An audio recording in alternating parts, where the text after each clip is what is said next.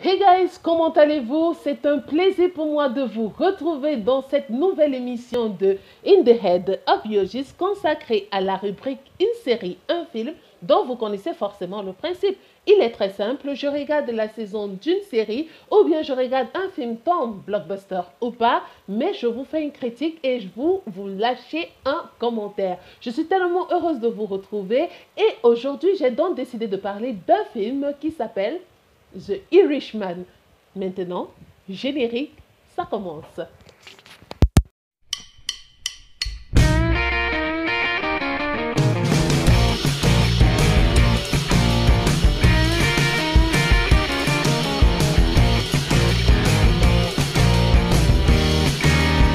Nous allons parler maintenant de The Irishman. Vous connaissez le réalisateur, c'est Martin Scorsese. À qui on doit tellement de très bons films, Gangs of New York et j'en passe. Alors, c'était un film où on attendait notre cher réalisateur, surtout qu'il a eu à dire que les films de super-héros, ah ben, il n'en tient pas compte, il ne les considère pas comme des films. Alors, j'ai dit, ok, on va être très sérieux là maintenant, mon cher ami. Je vais m'asseoir et je vais regarder The Irishman, qui est la dernière production de Netflix. Qu'est-ce que je dois dire? C'est un projet de très longue haleine pour Martin Scorsese. Maintes fois, il a été annoncé et ça a toujours été reporté. Pour ceux qui ne suivent pas trop l'actualité ciné, sachez que ce film a été très très longtemps proposé, mais ça n'a jamais été réalisé. Il y a eu des problèmes à tort et à travers. Surtout, il fallait la disponibilité des acteurs, puisqu'on retrouve dans ce film Robert De Niro, Al Pacino et John Petty, qui sont quand même trois grands acteurs, les monstres sacrés du cinéma, des gens qui ont joué des personnages comme personne d'autre. Et la question qu'on se posait à ce moment, est-ce que ça valait le coup? Eh ben oui, ça valait vraiment le coup. Ce n'est pas forcément le meilleur Scorsese de tout le temps, mais il faut qu'on avoue que le réalisateur nous livre ce qui se fait de mieux en termes de mafia. Parce qu'il faut rester dans la logique de la mafia. On sent que Scorsese n'a vraiment pas perdu la main. Alors, oui, il faut reconnaître quand quelqu'un est bon. On sent qu'il n'a vraiment pas perdu la main. Le film est passionnant à suivre pas au début, parce que c'est quand même plus de 3 heures le film, mais il faut quand même qu'on avoue que le film, il peut être passionnant parce que c'est un film qui m'a laissé un peu sur des émotions un peu partagées. Je ne savais pas trop quoi dire. Alors, je vais vous parler de ce que j'ai apprécié et de ce que je n'ai pas apprécié. Et après ça, je vais donner une autre. Alors, ce que je voulais dire, c'est que retrouver Robert De Niro et Al Pacino, pour moi, c'était ce qu'il fallait faire de mieux. Les personnages sont bons. Ils jouent très bien leur rôle. Comme j'ai dit, le film, il fait 3 heures de temps et personnellement, on ne les voit pas passer. C'est 3h30 de film, on ne les voit pas passer. Mais pour apprécier ce dernier, il faut aimer le genre, il faut aimer le style de Scorsese. Il ne faut pas être vraiment fan de films de mafia ou bien de quoi. Il faut aimer le style de Scorsese.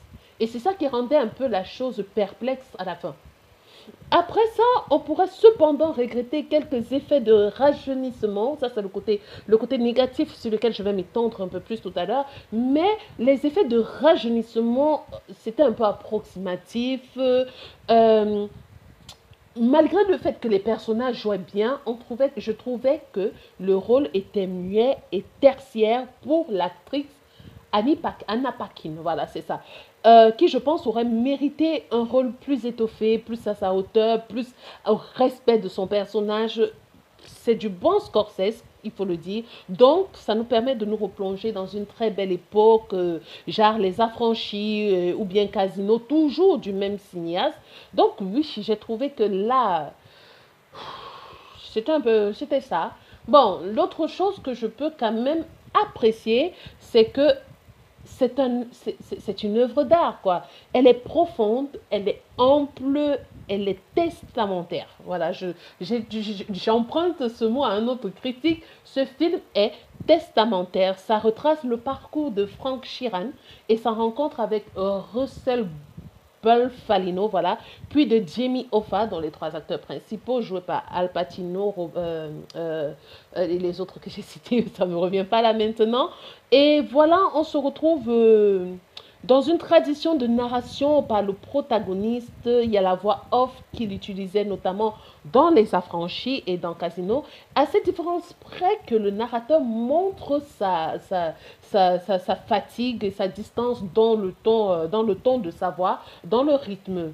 Ça, c'est appréciable, c'est louable. Vraiment, comme j'ai dit, c'est 3h30 dans une cadence incroyable. Il n'y a rien à dire dans ce film. C'est presque, on se retrouve en train de... Dans cette histoire de mafia italienne, c'est un peu jouissif. On se retrouve nous-mêmes dans une sorte de famille de la mafia italienne. On a l'impression d'être avec un père, un frère, surtout avec Jimmy Hoffa, avant que celui-ci ne devienne une menace pour la mafia. C'est bien joué par les personnages. Ça, c'est ce que j'ai dit, que j'ai apprécié. Il faut reconnaître quand quelque chose est bien, il faut dire que c'est bien. Maintenant, ce que je n'ai pas du tout apprécié dans le film venant de Scorsese, franchement, on aurait pu croire que la distribution via Netflix aurait changé quelque chose. Et ben, malheureusement, ce n'est pas vraiment le cas. Qu'est-ce que je veux dire par là? C'est que le film, selon moi, a toute sa place sur une plateforme. On se dit que Scorsese, ça a l'envergure du blockbuster. C'est quelque chose qu'on aimerait retrouver dans nos écrans de salles de ciné. Mais voilà, ça s'est retrouvé sur une plateforme. C'est là où est sa place, tant visuellement que sur le punch. Ça manquait un peu de punch. C'est vrai, j'ai dit qu'il y a une cadence dans ce truc, dans ce film qui rend ça magnifique. Mais après, ça devient un peu trop balisé. On a l'impression d'avoir fait ça les yeux fermés parce que ça ressemble à Scorsese.